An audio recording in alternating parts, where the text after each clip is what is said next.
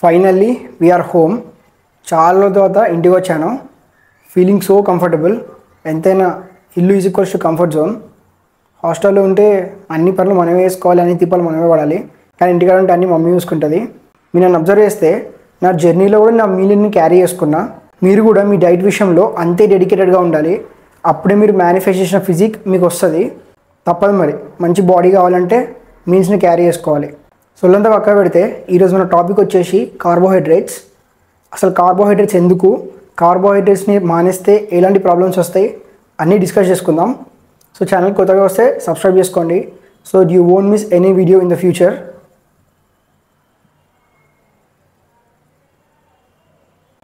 నువ్వు సబ్స్క్రైబ్ చేసుకోలే.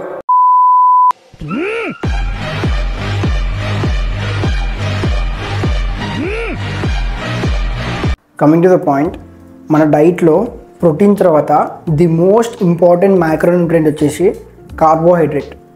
కార్బ్స్ చాలా ఇంపార్టెంట్ డైట్లో. కార్బ్స్లో కూడా 2 టైప్స్ ఉంటాయి, సింపుల్ కార్బ్స్, కాంప్లెక్స్ కార్బ్స్. వీటి గురించి నా ప్రీవియస్ వీడియోలో ఎక్స్ప్లెయిన్ చేశాను, ఒకసారి దాన్ని చెక్ చేయండి. మీరు కనుక మైక్ మెంజర్ని ఫాలో అయ్యే వాళ్ళైతే మీ డైట్లో కార్బ్స్ చాలా హై ఉంటాయి ఇప్పుడు.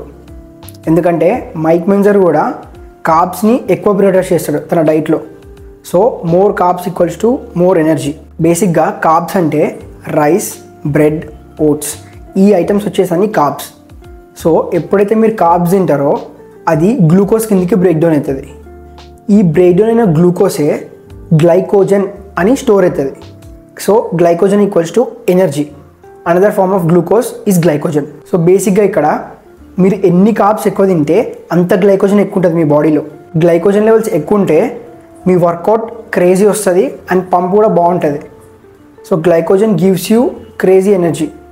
చాలామంది fat loss and weight loss అనడుతూనే కార్బోహైడ్రేట్స్ని మొత్తం కట్ చేస్తారు డైట్లోకి వెళ్ళి. అట్లా చేయొద్దు. ఒకవేళ మీరు బాగా లో కార్బ్ డైట్ చేసిండ్రు అనుకో, మీ బాడీలో ఉన్న గ్లైకోజన్స్ అన్నీ ఫ్లష్ అవుట్ అయిపోతాయి. ఎప్పుడైతే గ్లైకోజన్స్ అన్నీ ఫ్లష్ అవుట్ అయిపోతాయో మీ మజిల్ సైజ్ తగ్గిపోతుంది. సో కార్బ్స్ అనేది మీరు చాలా ప్రియారిటైజ్ చేయాలి. అప్పుడే మీ డైట్ లాంగ్ టైం వరకు సస్టైన్ అవుతుంది అండ్ డైట్ ఎప్పుడు బోర్ కొట్టదు. కార్బ్స్ తినమన్నా కదా అని నూడిల్స్, పాస్తాలు ఇవి తినకండి. గుడ్ కార్బ్స్ ఉంటాయి. Prioritise good carbs. Good carbs అంటే మళ్ళీ ఏందని అడగండి, నా పాత వీడియోలో చెప్పిన, ఒకసారి చూడండి. అది కూడా మీ డైట్ నుంచి కార్బ్స్ని కట్ చేస్తే ఏమేమి ప్రాబ్లమ్స్ ఫేస్ చేస్తారో ఇప్పుడు డిస్కస్ చేద్దాం. ఫస్ట్ ఇష్యూ వచ్చేసి ఫటిగ్నెస్.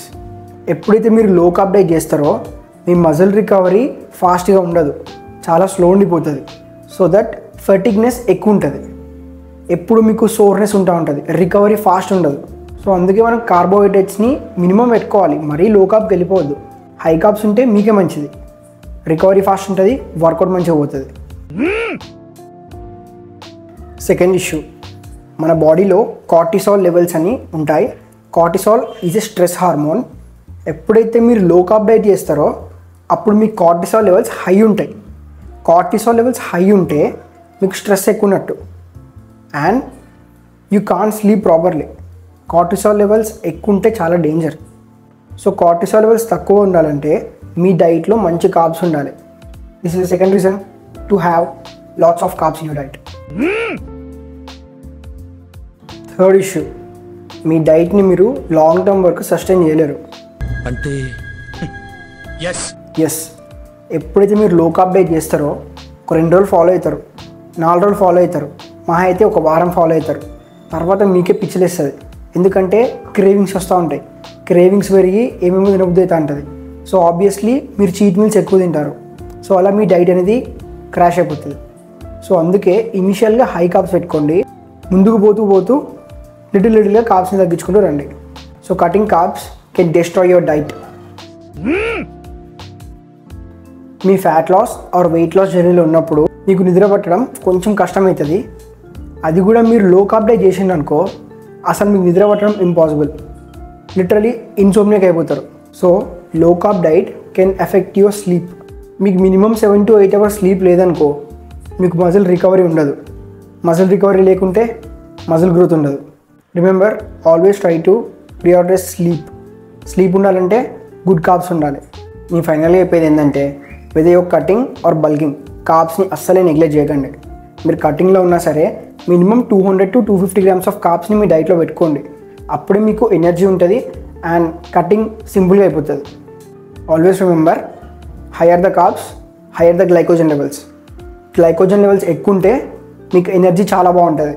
So don't neglect your carbs, always prioritize good carbs. ఈ వీడియోకి వచ్చేసి ఇంతే. నా ఎక్స్ప్లెనేషన్ నచ్చితే డూ లైక్ దిస్ వీడియో. ఏమైనా డౌట్స్ ఉంటే let me know in the comments. Do follow me on Instagram. ఇంకేమైనా డౌట్స్ ఉంటే మనం అక్కడ మాట్లాడుకుందాం. Until then, stay strong.